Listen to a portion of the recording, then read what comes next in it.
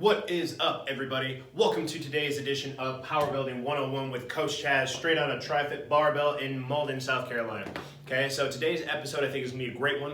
It is one that a lot of people have a misconception on, and it is the dreaded arch, okay? So this week's, this next few episodes are going to be more about bench press than anything else, but I'm going to compare the bench press and some of the things about arching and why it's important to arch in the bench press, and what...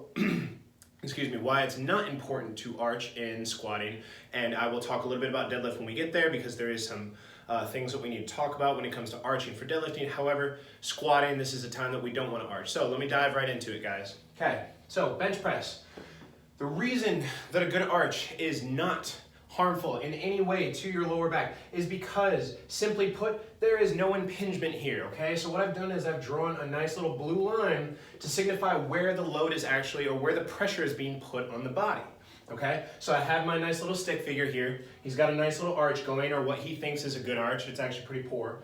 But what we're looking at here is that the load is directly over the shoulders, okay? So in no capacity is the spine being loaded. So just because someone is arching their back in the bench press, this is not bad for your lower back, okay? Now, when you arch your back, I will say this. It is important to get into a position that you are not only comfortable, but you are strong and engaging your lats, because that's what you're doing when you create an arch. You are engaging the lats. So this is why bench press is an entire upper body exercise, okay? It's not just chest, it's not just tricep, it's not just anterior delt, it's the entire upper body, because if I do it properly, I'm getting all of my upper body muscles working together for a nice, great press, okay? So in this position, when the shoulders and the hips are supported by the bench itself, there is no impingement, there is no pressure because gravity pulls straight down, okay? And I see a lot of exercise that people just don't understand how gravity works. When you're working with a free weight object,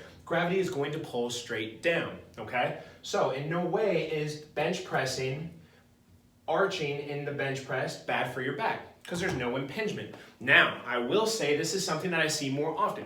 People won't bench press with an arch, but they will arch when they squat. Now, this is a time that you do not want to arch because, again, gravity pulls straight down. So if you are arching your back a ton and the bar is sitting on your shoulders, you can see that there is a space where the pressure does not lie. You don't have the spine, the hips, and the knees supporting the weight properly. What's happening is the bar is now behind the chest and the upper back, causing this gap, this space where the pressure or impingement is being happen, okay? So this is very, very important that we don't do, I dub the term cheerleader butt, or I see a lot of Instagram posts where girls are just sticking their butt out really, really hard when they're squatting, thinking that that's how it's supposed to be done. When in fact, you're actually causing your lower back a lot more stress because what you're doing is you're compressing the spine under some sort of load on the shoulders, okay?